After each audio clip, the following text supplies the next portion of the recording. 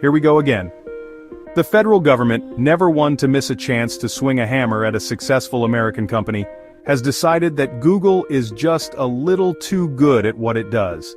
The Department of Justice, in its infinite wisdom, has launched the biggest antitrust case in decades because, brace yourself, Google made deals to be the default search engine. That's right, the big scandalous crime is being the first thing that pops up when you open Safari. Alert the authorities.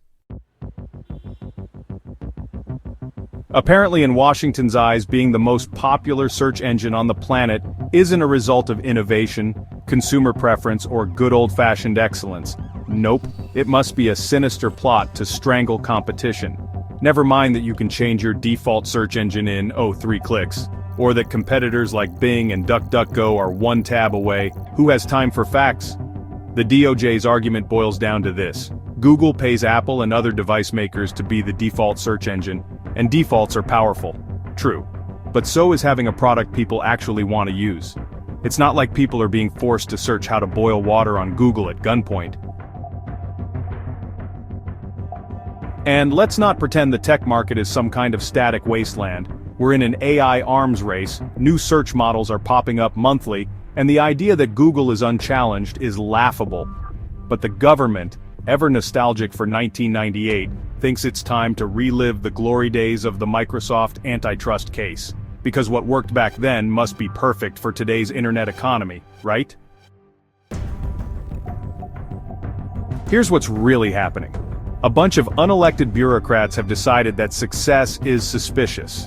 When a company captures a big chunk of market share, it must be up to something nefarious. Forget that consumers benefit from Google's speed, accuracy, and cost. Free, by the way. No, the real victim here is hypothetical innovation. Somewhere out there, someone might have built a better search engine if Google weren't so good at being Google. Tragic. The legal theory here is a slippery slope on wheels. Antitrust law used to care about consumer harm, like when monopolies jacked up prices. But how do you prove harm when the product is free? Easy. You just redefine harm to mean less choice, or maybe innovation would have happened. That's not law, that's fan fiction.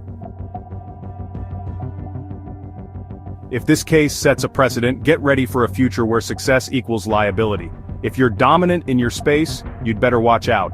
Unless you plan on failing just enough to stay under the radar. That's the message we're sending to every ambitious entrepreneur in the country. Oh, and don't think this is just about search engines. If the DOJ wins here, the legal fallout could hit everything from app stores to AI platforms to cloud infrastructure. It's a regulatory gold rush, just what every fast-moving industry needs: lawyers and red tape. Of course, the Europeans love this stuff. The EU's been handing out fines like candy to American tech companies for years.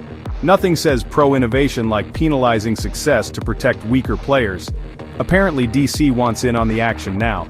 But if we start copying Europe's playbook, don't be surprised when our innovation engine sputters and China races ahead. But hey, at least no one will have to use Google by default. And let's not ignore the political subtext.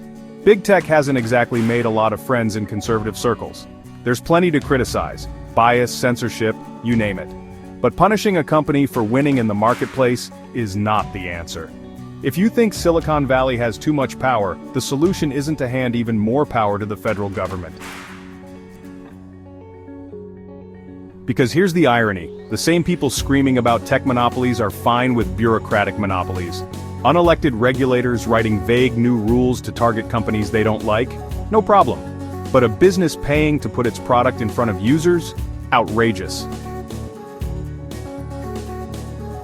Let's be honest, this isn't about protecting consumers, it's about controlling outcomes. It's about reshaping the economy from the top down, under the guise of fairness. But in the real world, fairness doesn't mean equal outcomes, it means equal opportunity. Google succeeded by building a better mousetrap. If someone else wants to take their crown, let them build a better one. Here's an idea: instead of dragging private companies into courtrooms, maybe Washington should focus on, reducing debt, securing the border, fixing inflation. But no, let's spend years and millions of taxpayer dollars arguing over search engine contracts, because that's the crisis of our time. This isn't to say Google is perfect, no company is. But this case isn't about accountability, it's about control. And if it succeeds, it sets a dangerous precedent for every industry in America. Today, it's search. Tomorrow it could be AI, payments, energy, or healthcare.